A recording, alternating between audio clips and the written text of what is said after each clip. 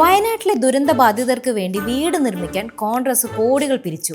ഇതൊരു പരമമായ സത്യം. ഇനി ഇതിലെ പരമമായ നുണ എന്താണെന്ന് വെച്ചാൽ 5 കോടി രൂപ കൊടുത്താണ് മുണ്ടക്കൈ ചൂരൽമല ദുരന്ത ബാധിതർക്കായി കോൺഗ്രസ് ഭൂമി വാങ്ങിയത്.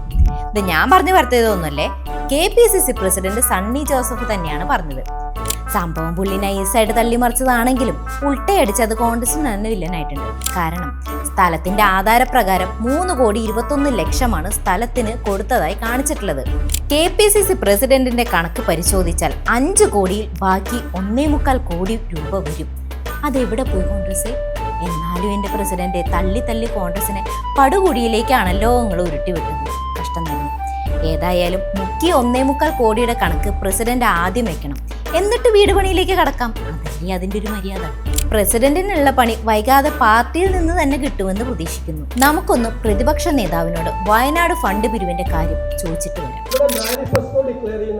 പരിപാടിയാണ്. മാനിഫെസ്റ്റോയുമായി ബന്ധപ്പെട്ട ഏത് ചോദ്യം അല്ലാത്ത ചോദ്യത്തിനോട് മറുപടിയില്ല. നിങ്ങളോട് പറഞ്ഞല്ലോ, പക്ഷേ കോൺഗ്രസ് പറയാനാവുന്നില്ല. നിങ്ങൾ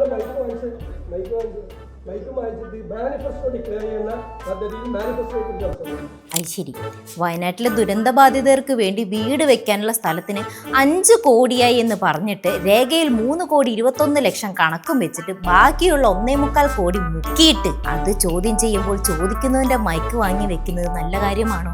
എന്ത് പരിപാടിയാണോ ഇത്? മാനിഫെസ്റ്റോ പുറത്തിറക്കുന്ന പരിപാടിയിൽ ചോദിക്കാൻ പാടില്ലെങ്കിൽ വയനാടുമായി ബന്ധപ്പെട്ട ചോദ്യങ്ങൾ വയനാട് പോകുമ്പോൾ മാത്രം ചോദിക്കാൻ പാടുള്ളൂ എന്നൊന്നുണ്ടോ? ഉണ്ടോ? അതെ, മാധ്യമപ്രവർത്തകരാണ്, ചോദ്യം വരും. അത് നേരിടാൻ ബുദ്ധിമുട്ടുണ്ടെങ്കിൽ കണക്കങ്ങ് പുറത്ത് വിടണം. അതിന് ധൈര്യമില്ലല്ലോ, അപ്പൊ ചോദ്യം നേരിടേണ്ടി വരും. അല്ല, ഞാനിതാരോടാണ് പറയണത്?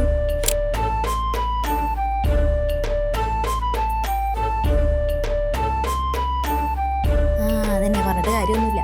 ഇനി നമ്മുടെ KC വേണുഗോപാലിനെ ഒന്ന് കണ്ടിട്ട് വരാം. യാതൊരു മടിയില്ല. ഇതല്ലേ ഇത് മനസ്സിലാക്കേണ്ടത്. കോടി നിങ്ങൾക്ക് വേറെ ഒന്നും പറയാൻ ബാക്കി കേക്കട്ടെ. ആ ചോദ്യം ചോദിക്കുന്നതാണ്.